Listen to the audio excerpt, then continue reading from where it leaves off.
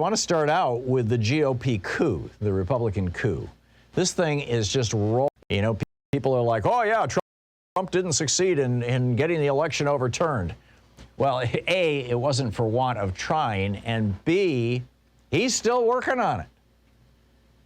And this is going to set him up for 2024. And even if he loses again in 2024, let's say he runs and he loses, you've got numerous states now that have changed the way that they count the votes so that what Trump tried to do last year, he pull off in 2024.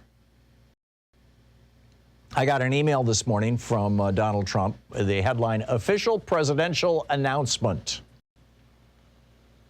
Dear Fred, I know how much your support means. I hope you know how much your support means. Day after day, I know I can count on you. So when I scheduled my upcoming Trump rally on Saturday, August 21st, I knew exactly who I wanted to invite, you. In addition to attending what will be an epic rally, I've asked my team to set aside some time so we can meet backstage and take a photo together that I'll even sign for you. Note, this offer expires in the next 3 hours. Please contribute any amount immediately to be entered to win a trip to meet me at my epic rally on August 21st. Right. But more seriously, I mean, you know, that's not serious, that Donald Trump is still pretending that he's president. In fact, there's a lawsuit right now to get him to stop using the seal of the president at Bedminster, at his golf course in New Jersey. Only the acting president, the actual president, can use that seal, but Trump has got it plastered all over his hotel and golf course. And thought about that. But the really horrific thing, I think, is this whole thing around Jeffrey Clark. Jeffrey Clark was a functionary in the Justice Department. He was the then head of their civil division. So he was like one of these kind of department heads that's 2 steps below the top of the, of the Justice Department, the Attorney General. And Tuesday afternoon, ABC News published this letter that Jeffrey Clark had written that he wanted to go out over the signature of the acting Attorney General, Mr. Rosen, Jeffrey Rosen, and Rosen refused. But the letter basically said to the Georgia legislature and to the Georgia governor, call your, and the governor at this point, by the way, this was in January, the governor had already, actually this was late December, the governor had already said, you know, the election is done. We've certified the election. We've had 3 recounts where there's no doubt about it. Georgia voted for Joe Biden. And so, you know, what Jeffrey Clark was saying was, well, call the legislature into session. See, the Constitution, every state may determine how they choose or how they determine the electoral votes for the electors for president.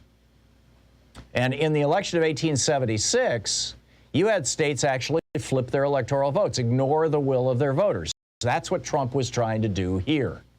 That was the Hayes-Tilden, the Great Compromise, or whatever they called that thing, where they stabbed African Americans in the back by ending Reconstruction. And Clark was saying to the governor, you know, we want you to know that we think, the Department of Justice, think that there's fraud in this election. And you should call into session your legislature so that they can select alternative electors. In other words, swing your vote from Biden to Trump. You can do it. You can do it legally. It's constitutional. And that's true, by the way. And now Georgia has passed a law to make it very easy to have exactly that happen.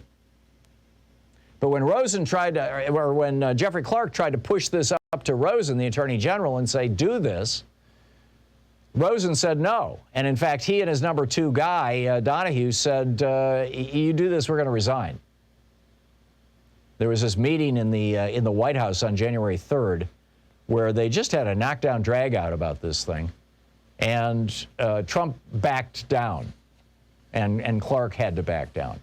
But this was a serious attempt to use the Justice Department to steal the election for Donald Trump. This is, in my mind, one of the most mind-boggling crimes that Donald Trump committed. And this Jeffrey Rosen guy, who's now working tank,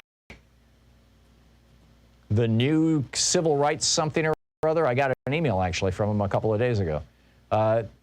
He needs to be, labeled pariah number one.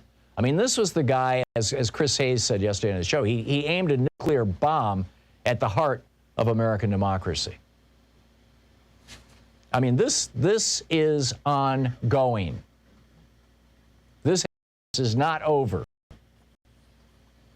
Meanwhile, here in Oregon, the Newburgh school board, Newburgh is this little town, south and slightly west of us.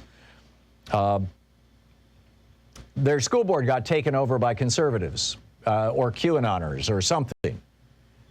And what was the first thing they did? They banned.